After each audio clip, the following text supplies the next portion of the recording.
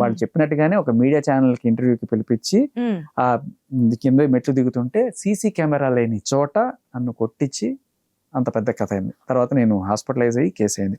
So ఎవరెవరిని case చంపించాలి పెట్టినప్పుడు తర్వాత రియాక్షన్ ఏంటి మరి వాళ్ళని ఏమన్నా? ఏం లేదమ్మా, కేసు ఏముంది అంటే యాక్చువల్గా అప్పుడు మామూలుగా ఏదో చిన్న కొట్లాట కేసు అన్నట్టుగానే పెట్టారు, కానీ దాని వెనకాల ఇంత మర్డర్ స్కెచ్ ఉంది అనే విషయం పోలీసులకి తెలియదు. తర్వాత ఇప్పుడు మీ దగ్గర నాకు ఎప్పుడో ఆధారం తెలుసు. ఉంది కదా, ఇవి ఇచ్చాను పోలీసులకి. ఓకే, వాళ్ళ మీద యాక్షన్ తీసుకున్నారు. ఏముంది అంతే, అలా నడుస్తుంటది. జూబ్లీ హిల్స్ పిఎస్ లో కేసు ఉంది. ఒకవేళ ఆ రోజు ఏదైనా జరగరానిది జరుగుంటే అదే కదా, అదొకటే కాదు, అక్కడ మిస్ అయితే నేను ఎప్పుడైతే సెకండ్ స్పాట్ కూడా ఉంది. సమాధి దగ్గరికి వెళ్ళి ఎప్పుడైనా సంవత్సరానికి ఒకసారి వెళ్తుంటాను కరెక్ట్ గా. ఆ రోజు యాక్చువల్గా ఆ సమాధి దగ్గరికి వెళ్ళడానికి వెళ్ళిన రోజు కూడా వీళ్ళు అక్కడికి వెళ్ళి ప్లాట్ చేస్తుంది, ఇది కూడా ఉంది మన దగ్గర. ఓకే, సో అన్నీ ఉన్నాయి మా, కానీ చర్యలు ఉండవు బేసికల్లీ. ఇది ఒకటే కాదు. ఎట్లాగా వీడియోస్ మనం మాట్లాడుతున్నాం కాబట్టి ఆడియోస్ గురించి నా దగ్గర కూడా కొన్ని ఆడియోస్ వచ్చాయి. సో దాని గురించి కూడా విత్ యువర్ పర్మిషన్ మీకు ఇంకాస్త క్లారిటీ ఉంటుంది కాబట్టి ఒక్కసారి. హలో,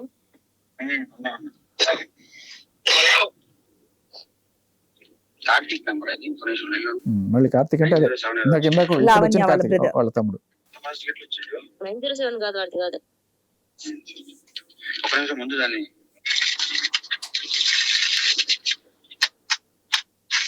పొద్దున్న కూల్ చేసుకుంది నిన్న అని అర్థం.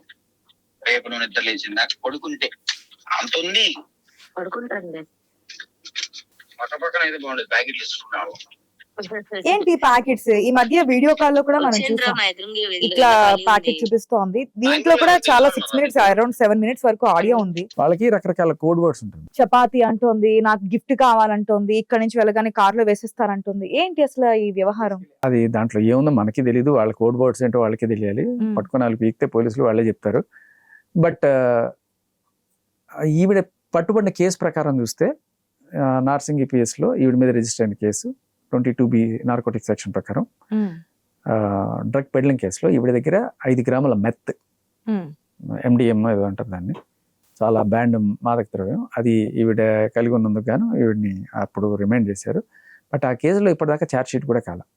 విచిత్రం ఏంటంటే ఆ కేసులో అరెస్ట్ అయిన తర్వాత ఈవిడ కొంతమంది పోలీసులను దువ్వడానికి ట్రై చేసింది. సార్ నేను అమాయకురాలను సార్, నన్ను ఇరికిచ్చారు సార్ అంటే. లిటరల్లీ నీ దగ్గర దొరికింది, ఆ వీడియో ఉంటుంది. ఆ వీడియోలో ఓపెన్ చేయమంటే ఓపెన్ చేయదు, నేను ఓపెన్ చేయను, మా అమ్మ వాళ్ళు రావాలి, నాన్న రావాలి, చాలా క్లియర్ కట్గా అది దొంగ దొరికిందనే విషయం అర్థమవుతుంది. బట్ తర్వాత వాళ్ళు ఓపెన్ చేస్తే దొరికినవి అవన్నీ అన్ని ఛానల్స్లోనూ చూపించారు. అయితే అక్కడ మ్యూజిక్ టీచర్ అని చెప్తారు. ఇవన్నీ ఏం చేస్తుందంటే మ్యూజిక్ టీచర్ కాదు, అవి డీజే ప్లేయర్ చేసేది గోవాలో. ఆ డీజే కోసం ఒక అప్లికేషన్ రాస్తున్న మస్తాన్ సాయిద్ ద్వారా అలాగే పరిచయం అనమాట. అకోస్టిక్ అని ఏదో యాప్ రాశాడు అబ్బాయి. రాసినప్పుడు ఆ యాప్ ఎలా పనిచేస్తుంది అనే దానికి ఆ చెకింగ్ కోసం అలా పరిచయం అయిన డీజే, అలా వాళ్ళు రిలేషన్లోకి ఎంటర్ అవ్వడం అది వేరు. బట్ ఈవిడ ఆ కేసులో చెప్పిన ప్రకారం ఇది సబ్స్టెన్స్ వీళ్ళు ఎక్కువగా వాడుకునేది.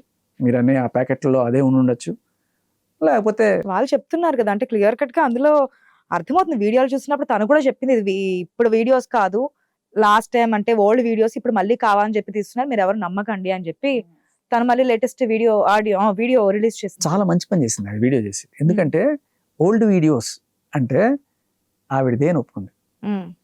ఫస్ట్ కన్ఫర్మేషన్ చేసింది కదా ఆవిడదే, కాకపోతే ఓల్డ్ వీడియో. ఓల్డ్ అంటే ఏంటి? నిన్నటిది ఇవాళకి ఓల్డే, నెల రోజుల క్రితంది ఓల్డే, 6 నెలల క్రితంది ఓల్డే. ఆవిడ 3 ఏళ్ళు ఉంటుంది, లేకపోతే నాకు తెలిసి ఇది 1.5 సంవత్సరం అవుతుంది. వరలక్ష్మి కేసు, వరలక్ష్మి డ్రగ్స్ కేసుకి సంబంధించి వీళ్ళ మీద పెద్ద కేసు కదా యాక్చువల్ గా చెప్పాలంటే. ఎవరిది ఇప్పుడు కాళ్ళలో ఉంటున్న చింటూ కావచ్చు, లావణ్య కావచ్చు, ప్రభాకర్ ఏమని కదా దాంట్లో. ప్రభాకర్, అనురాధ అండ్ ఏదో పల్లెటూరు ఏదో ఉంది, ఇంకొక ఆయన ఉన్నాడు పేరు నాకు టక్ ఉంది. ఆ ముగ్గురు మాత్రం A1 A2 A3 వాళ్ళ మీద పెడలర్ సెక్షన్స్ పడ్డాయి. దాదాపు 40 grams సీజ్ చేశారు అప్పుడు పోలీసులు. సో ఆ తర్వాత మిగతా 11 మంది, మిగతా 8 మంది, 11 మందిలో ముగ్గురు పోతే మిగతా 8 మంది మీద పెట్టిన కేసులు ఏవైతే ఉన్నాయో అవి కొంచెం చిన్న సెక్షన్స్. దాంట్లో ఒక కాల్ అవుట్ అంటూ ఉంటుంది, సార్ ఎందుకు సార్ నా మీద పెడలర్ పెట్టారు, అదేదో కన్జ్యూమర్ పెడితే నేను 10-15 రోజులు బయటకు వచ్చేస్తాను కదా సార్ అని చెప్పి పోలీస్ ఆఫీసర్తో బేరాలు ఆడేవి కూడా ఉన్నాయి. ఆ కాల్స్ కూడా ఉన్నాయి, వస్తాయి మెల్లగా, అన్ని కూడా బయటకు వస్తాయి. అయితే సో పోలీస్ ఆఫీసర్స్ కూడా సపోర్ట్ చేశారు అనుకోవచ్చు. ఖచ్చితంగా దాంట్లో డౌటే లేదు. ఎందుకంటే 1.5 సంవత్సరం అవుతున్నా ఆ కేసులో ఛార్జ్ షీట్ అనేది దాఖలు చేయట్లేదంటే ఓకే, ఎలా అనుకోవాలి మనం? With proofs. మీకు వినిపిస్తా, ఎందుకు వ్యాపారం ఎందుకండి,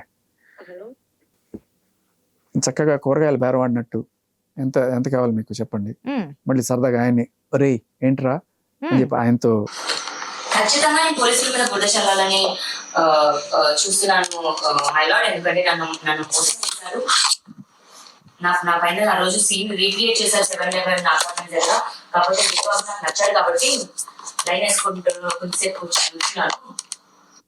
సో బేసికలీ ఆయనతో మాట్లాడుతుంది, ఎవరో ఒక ఆఫీసర్తో మాట్లాడుతూ నేను రేపు కోర్టులో ఇట్లా చెప్తాను, ప్రిపరేషన్, నన్ను ఇట్లా చేశారు అట్లా చేశారు అని చెప్తాను, కానీ ఆయన నాకు నచ్చాడు కాబట్టి నేను లైన్ వేసుకుంటున్నాను కాబట్టి నేను ఒప్పుకున్నాను అని చెప్పి ఆయన ఫ్లర్ట్ చేస్తుంది ఇంకో పక్క. మళ్ళీ తీసుకెళ్ళి నన్ను స్టేషన్ లో పడేసారు. మళ్ళీ చూసి గెలవలేదు.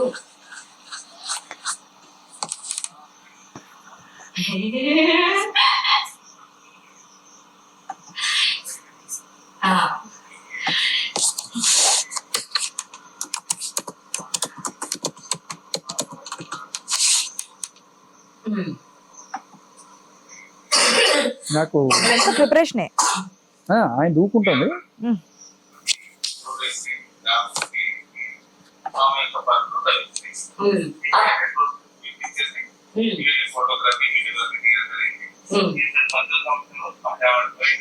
ఫస్ట్ ఇద్దరు తీసుకురండి, ఇద్దరిని మొట్టగాలు వేస్తాను నేను.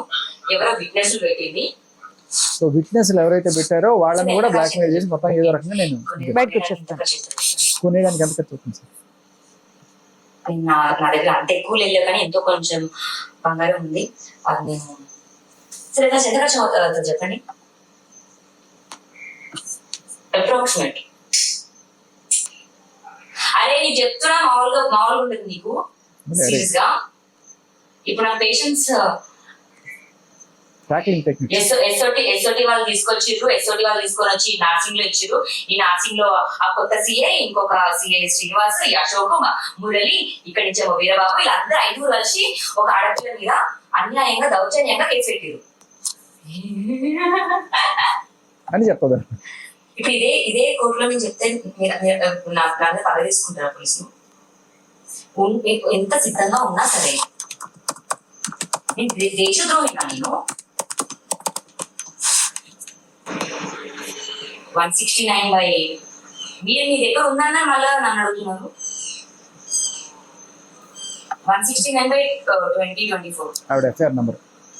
ఇప్పుడు క్వాష్ చేసిన తర్వాత నాకు అగేన్స్ట్ గా ఏం ఇస్తారు మీరు? అంటే ఈవిడ రేపు క్వాష్ కేసు ఆవిడ ఎఫ్ఐఆర్ నంబర్ చెప్పింది. అదేంటి 22B సెక్షన్, పెడ్లర్ సెక్షన్, 10 ఏళ్ళు జైలు శిక్ష. దాంట్లో రెడ్ హ్యాండెడ్ దొరికిపోయింది. ఫస్ట్ కేసు కదా, వరలక్ష్మిలో చిన్న సెక్షన్, దీంట్లో పెద్ద సెక్షన్. అయితే ఇప్పుడు నేను క్వాష్ చేసుకుంటున్నాను. ఇది దిలీప్ సుంకర ఈవిడ అప్పుడు తెచ్చుకుంది కదా, బయటికి రాస్తాడని చెప్పిన, బట్ దిలీప్ సుంకర దీనికోసం తీసుకుంది ఆవిడ. ఈ కేసులో క్వాష్ చేయడానికి ఆయన తీసుకుంటే, ఇప్పుడు ఆయన క్వాష్ చేసినప్పుడు వీళ్ళు ఏం సబ్మిట్ చేస్తారనేది ఈ దగ్గర నుంచి తెలుసుకుంటుంది. సో పోలీసుల దగ్గర ఇవి ఉన్నాయంటే వీటికి మనం ఎలా డిఫెన్స్ ప్రిపేర్ చేసుకోవచ్చు, మీరు ఇవేయకండి ఇవేయండి, దీనివల్ల నాకు ఈజీ అయిపోతుంది, క్వాష్ లో బయటకి వచ్చేచ్చు కేసు నుంచి అని చెప్పి ఆయనతో ఎంత చక్కగా ఎవరైతే ఈవెంట్ బుక్ చేశారో ప్లానింగ్ అనేది పక్కాగా చేసేస్తున్నాను అని ఒక బ్రహ్మలో లావణ్య అయితే క్లియర్ గా. అది 22B సెక్షన్ ఇస్తారా, పెట్లర్ సెక్షన్ ఇస్తారా? కన్సూమరేషన్ అయి 15 రోజుల్లో బయటకు వస్తుంది. మళ్ళీ బెయిల్ ఇవ్వకుండా ఏమనేసి అమ్మాయి ఫారెన్ పారిపోతుంది, బెయిల్ ఇస్తే అని రాస్తారా? అస్సలు నేను నన్ను చేసిన వాళ్ళందరికీ రివెంజ్ తీసుకొని బయట కూర్చొని first మీరేనేమో police officer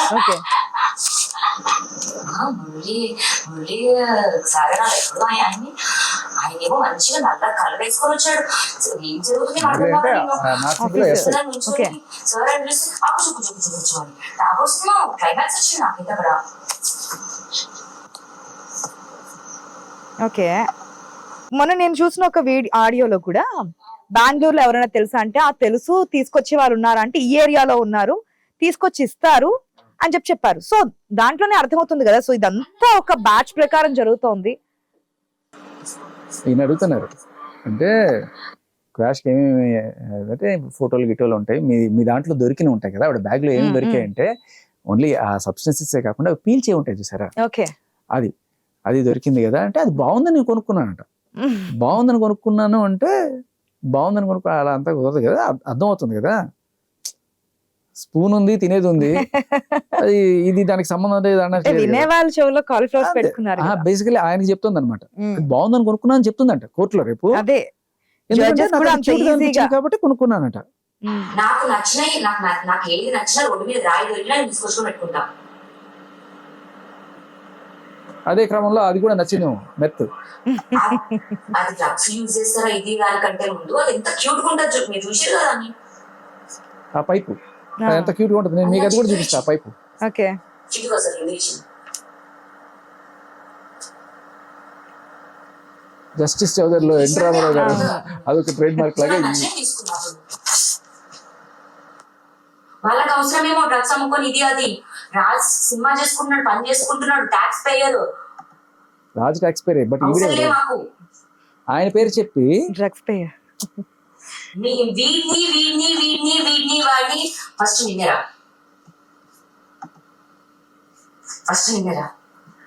seriously first నిన్న. సో ఏంటి ఒక్కొక్క మాట ఎట్ నుంచి ఎటు ఫ్లిప్ అవుతుందో అర్థం కావట్లేదు. ఏదో ఒక చిన్న సైజ్ ఆయనకి లైన్ వేసుకుంటుంది అనేది అర్థమవుతుంది. నిన్న రా వెంటనే ఉమ్.